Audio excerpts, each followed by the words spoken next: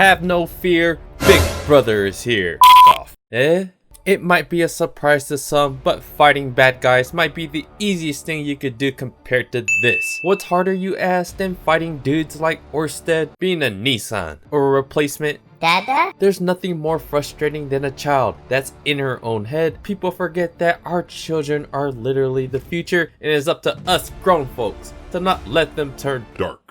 Welcome guys to another episode review of Mushoku Tensei Season 2 Episode 17, Aniki no Kimochi. Savor these kind of slice of life episodes because it'll make for an even bigger tearjerker as the plot will commence after the end of this episode, because we'll finally get the turning point episode. But first things first. The beginning of the episode starts off what we were all thinking in the previous episode's cliffhanger. Wait, not that one. Norn's beginning her first stage into becoming a NEET, which is one step closer to Yeeting herself. Guys, I stay fringe dark with this stuff. Rudy is rushing with Linnea and Persona to reach Norn's classroom to stop the monster, or monsters that bullied Norn to be in a depressing mind state. The two bullying beasts find themselves in a more caring light, updating their master that his baby sister hasn't left her dorm room to attend class for some time. This leaves Rudy to reminisce. Wait, that's not quite the right word. This makes Rudy relive the same traumas he went through on Earth as Fat NEET Rudy.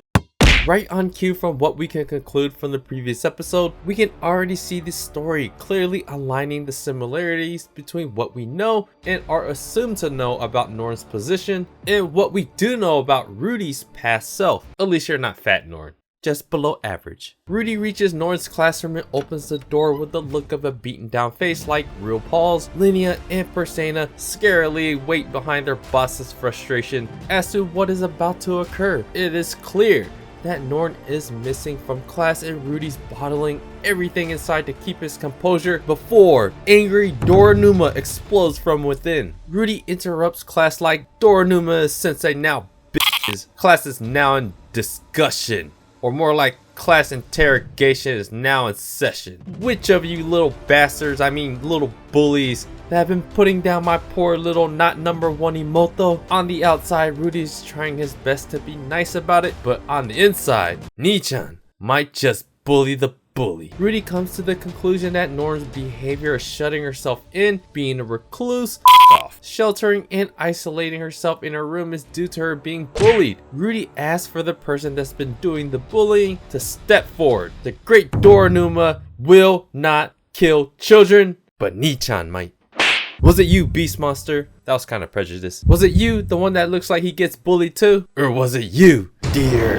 Then one little girl gets brave and raises her hand, and the strength of Doranuma's past traumas start to arise.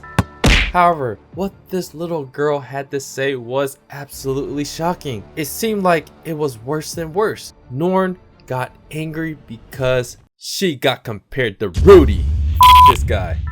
This is where the dynamic between Rudy and Norn gets more exasperated for the audience, yet starts to become clearer for Rudy in a not so great way. Norn knows she can't compete with the status of Doranuma. You single childs will never understand the pain of siblings. Now the teacher opens her big mouth and says to Norn that she should perform like her Nii-chan, and Rudy concludes the worst thing possible, like that weird punishment for kids in Made in Abyss, where they strap you up naked in the ceiling. But unfortunately for Rudy, he is realizing that his anger is misplaced. More and more students start to agree with a similar experience with Norn, and the scene shifts with Rudy face planting on the table. Rudy is the reason for Norn being a dreaded shut-in. Imagine if you had a handsome sibling and he was getting all the bitches and all the praises. It's kind of like that.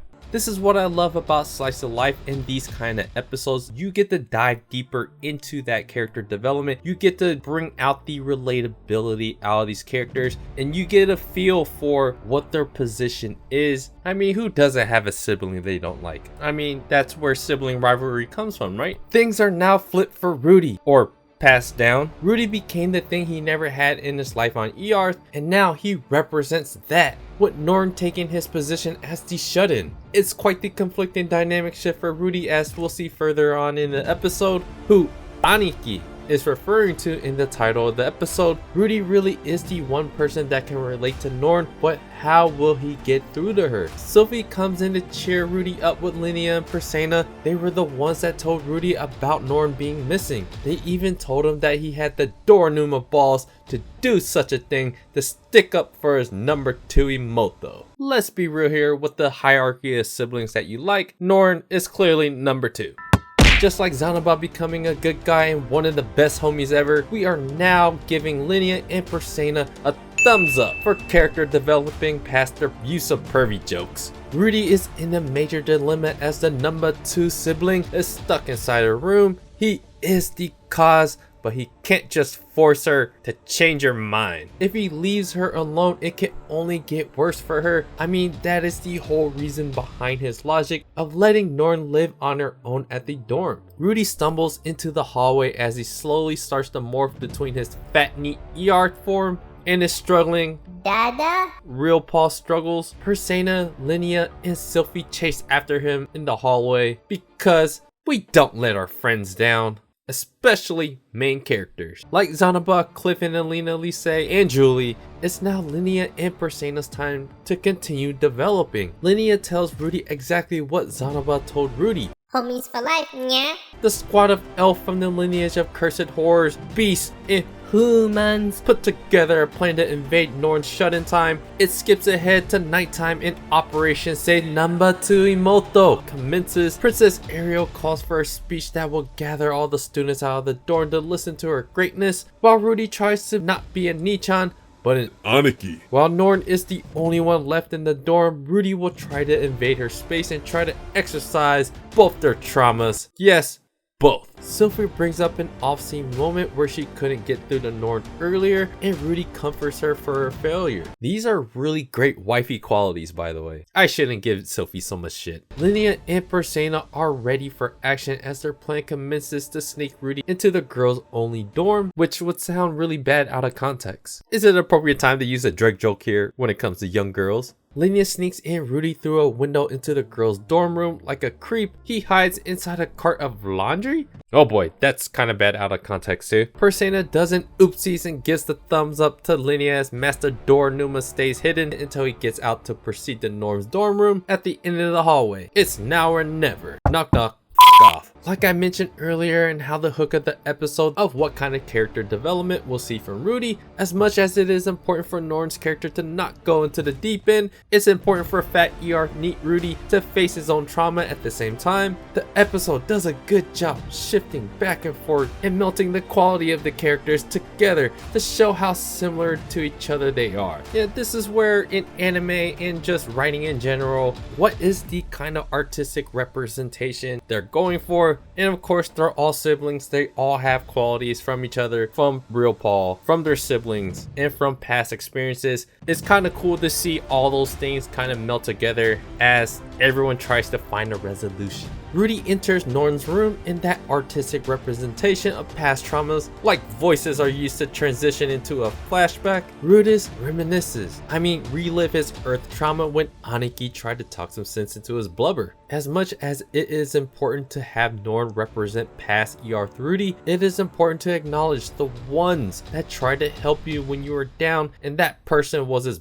brother. Get your fat ass up. This is just temporary, bro. He realizes that what his brother did to try to help him didn't work, and that he's in the same exact situation as what his brother was in when he was trying to help him. So what now? Running away just means you'll keep running, so you must endure the pain now of being bullied, because you'll be better off as a person later on. Rudy's brother is absolutely right. While Rudy is wallowing in his misery and has all the reason to be angry, it's still his choice to put his fat ass out of this nightmare, because clearly his family tried. Rudy took a shot on everything his Nissan was trying to do for him. It's always, you don't know what it's like to be me. Listen here, number 2 Imoto.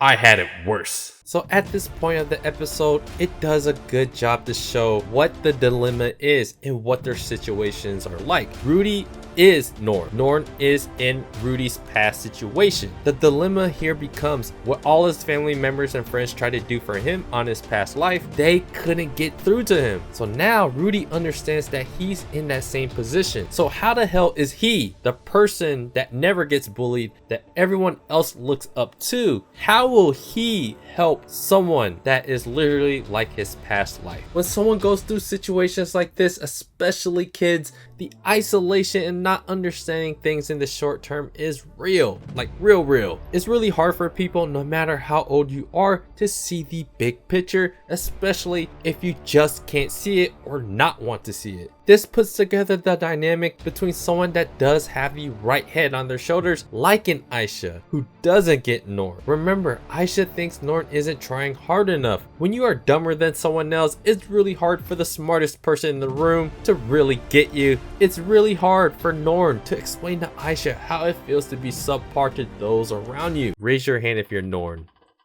When you are the good kid and have the right kind of mindset from the beginning and don't actually relate to someone like Norn, what do you do to try to get through to someone that's living in the abyss mentally? We're about to see. Unlike his older brother that eventually gave up on him, Rudy knows that he must never leave Norn's dorm room until he actually gets through to Norn, no matter what. The sad thing is though, guys, some people can't be saved. As Rudy stays lost in thought of what to do next outside of Norn's bed, with a bed shield cover thing blocking the vision between them, we have now entered a place where we've all been at some point. Scared. Now finally, we get the scene to shift and we get to see Norn's point of view. We have finally entered Norn's misunderstood and depressing inner thoughts. The first time I saw my brother, he beat the shit out of Dad. Raise your hand if you laugh. I can't be the only messed up one. Norn goes through her thoughts of why she's afraid and distant from Rudy. This leads to a series of flashbacks that encompasses her long-standing first impression of Rudy that scared her and just didn't understand why this dude clocked real Paul in the noggin, like father, like son. Then she brings up the point that for real, we were all thinking this for the longest time. Then she brings up the point that this little mother out here getting it in, and Dad as well.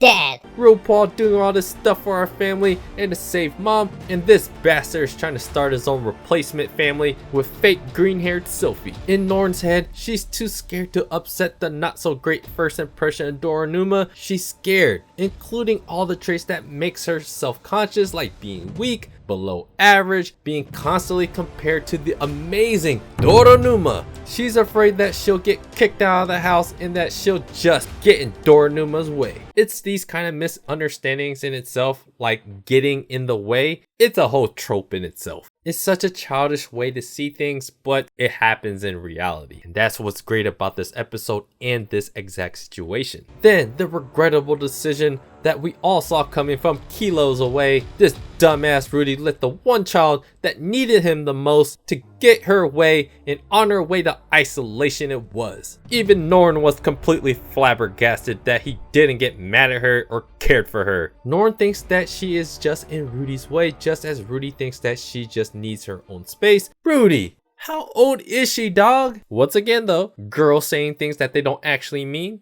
and want you to interpret the real meaning. Meaning that a girl's words don't actually mean what they say. Sounds confusing? Yes it is. Norn's flashback continues as she introduces herself to her classmates and the great name of Grey Rat comes up. You mean you're related to the great Doronuma? Psycho desu ne. Then Norn faces her identity as the great Doronuma's number 2 Imoto. Be like your brother.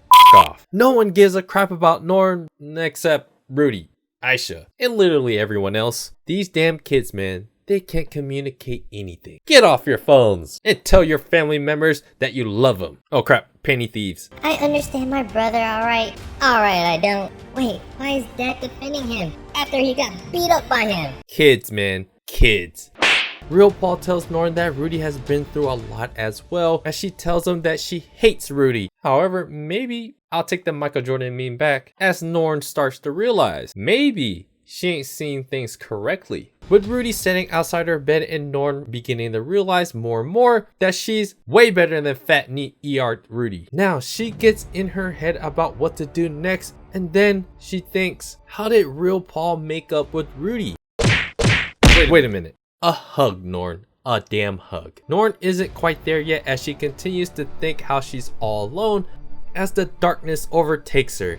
It flashbacks to Norn crying as number one Oji-san. Rijerd asks her what's wrong. Norn is weeping because she wants to be back with real Paul, and Rijerd is like, you hate Rudy that much? Yep. Of course he's not like that, Norn. I'm the anti-Michael Jordan meme, and so is Rudy. He's strong, clever, worthy of damn respect. I even heard his name is the Great Quagmire now. Rijerd does what he does best, unlike people on the platform formerly known as Twitter, and gives Norn sound, reasonable, level-headed advice. Then Rudy approaches her bed, and just as Norn starts to get into her apology and says, Nissan. Rudy immediately apologizes, stopping her short. You got a new start to life and it's warisugi. Because of me, I don't even know you and know what to do. Norn opens up the sunblocker sheets like it's a metaphor and sees, Daddy? told you guys Rudy is Dada? Have no fear, Nissan is here. Not that one. I'm physically here and metaphorically for you too, number two. I mean, new number one Imoto. Don't tell Aisha. I'll accept you, understand you, and I was down to beat the shit out of some kids for you because that's what the great Doranuma would do for Imoto. Let me be your Nissan, Norn. I know Nichan isn't abusive. Real dad and replacement dad is good. Rudy will always be there for me. Some crying and a hug ensues, and aww. Come here, guys. We'll all give each other a hug. Man, Moichiro. As we retire the Michael Jordan meme. Everything is settled and Norn is moving up the ranks as almost number one Imoto, and it's sometime in the near future, like the next day, as things seem to be all patched up and Norn has character developed into a lovable, younger, below average little sister. Ohayo, Nissan. Not green hair Sophie mo. Ohayo? Norn wouldn't spill the beans about how she truly felt, but it doesn't matter anymore as it seems like her character has blossomed. It was really nice knowing you, meme. Rudy realizes Norn is way better than what ER Rudy ever was. Sophie realizes that Rudy realizes that he got to exercise some of his past demons through this momentary mental disaster that could have birthed another disaster, and tells Rudy that they should thank their masochist princess for her help, Linnea and Persona too. Everybody gets a character development. Rudy brings up his side chick, Nanahoshi. Whenever she goes back to Earth, he'll have her tell his brother that he's sorry for back then, and arigato, Nissan. The episode ends and we got a little sneak peek at the next episode, as it seems to have wrapped up many of the slice of life portions of developing characters beyond their simple archetypes. This episode was an absolute tearjerker. It's not every day you can get a realistic depiction of what a misunderstood sibling and family dynamic can really look like in a dramatic anime form. Unfortunately, I believe many of us can relate to Rudy's past and Norn's situation very well. Hopefully this is an uplifting episode where you tell yourselves that you won't be yeeting anyone or yourself. Life is too fun once you get yourself out of the mental hole. Give yourself a purpose, make new friends, be like Rudy's example. Not that one, but be like Norn. Now that all the family and friend stuff gets figured out, it's finally that damn time. Turning point 3. It's kind of crazy that we're 17 episodes deep and we're finally able to move on a little bit from all Rudy's side quests and ignoring saving his mom because his erection matters more. Jobless Reincarnation really does represent a real story of a character that's going on a real journey. That's just not fighting monsters. It's not a typical shonen where you make new friends and then fight the bad guy. It's clearly a story about someone that had traumatic obstacles in his previous life. Now he gets to relive a new life, but improve upon everything that his past life that he had to endure. Rudy has now developed the courage, the confidence to attempt to overcome all of life's obstacles. And of course, there's tons of mistakes on the way because that is a real journey. So yeah, guys, let me know what you guys think. I'm ready for turning point number 3. Slice of life episodes, it's always something during where people don't appreciate as much of what it does for you later on. It's the character development and all the in-between stuff that makes us care about the characters more, and that really matters. So yeah, guys, let me know what you guys thought about this episode and everything up until this point. Please don't spoil it, guys. Enjoy their journey, because remember, we all die in the end. So let me know what you guys think. Do me a favor, guys, hit the like button, subscribe to the channel if you guys haven't already. Check out my blog at otakusen.com, and I appreciate you guys watching, and I'll see you guys on the next video.